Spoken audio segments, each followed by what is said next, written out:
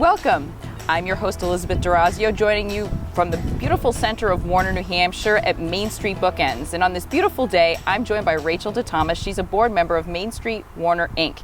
Now, COVID might have really set waylays for a lot of plans, but they were very busy to help improve this community. Thank you for joining us. Thank you for having me. So MainStreet Warner, Inc., tell us, it's kind of reshaped what's going on in the community here.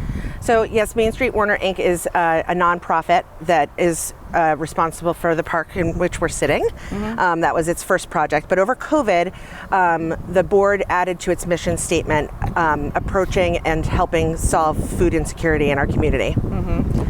And one of the things that really happened is the local pantries really experienced incredible stress because the number of people needing food assistance just went through the roof. That is Explain correct. how you're moving ahead to help them with that. So after making that decision, simultaneously, or right afterwards, the food pantry that was at the Warner Community Center, otherwise known as the CAP building, separated from CAP itself. They experienced a huge increase in the families and actually the communities that they serve. Right. So into the hundreds, more than, I think, tripling their numbers. So at that time, the Harris Lodge here in Warner became available and on the market. And we as a board decided that we were going to try to fundraise and purchase the building, in part to help them with food storage and processing. Their food pantry, the Warner Connect Food Pantry, will always be in the Warner Community Center, but the building that we were able to purchase, which we did, the Harris Lodge, the former Mason Hall, that it will now serve as a place where they can have a walk-in cooler and freezers and room for processing large donations. So you explained that, you know, the Main Street Warner Inc. is able to do this. How are they able to do this? Who is providing those donations to make these improvements possible?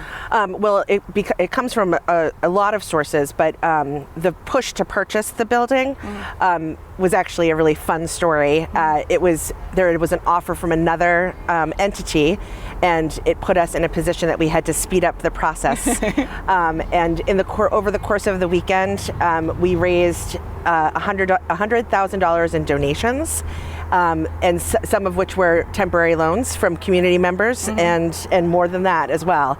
And we eventually secured half of those remain donations, half of that 100,000, and then we secured a loan through the community loan fund.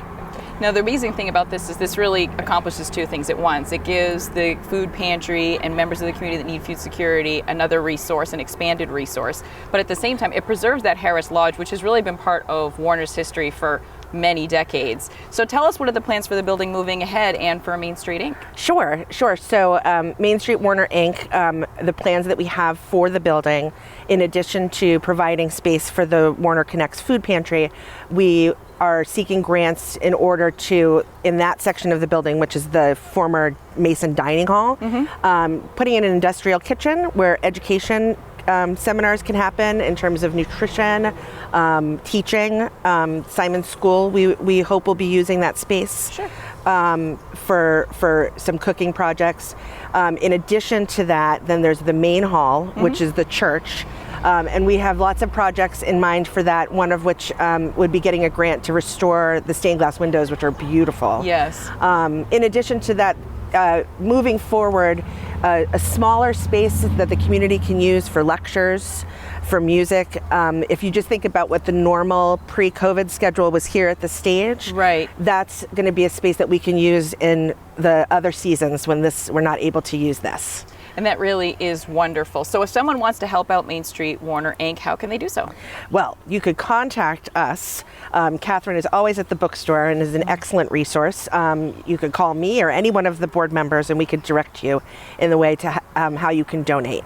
We do an annual fundraising drive. That's another way to help. And if anybody would like to join the board or volunteer your hours, you're always welcome to.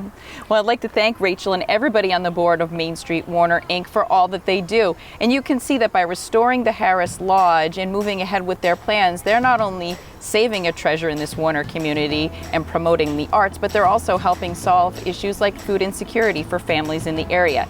Remember to contact Main Street Warner Inc. if you feel like you're called to help.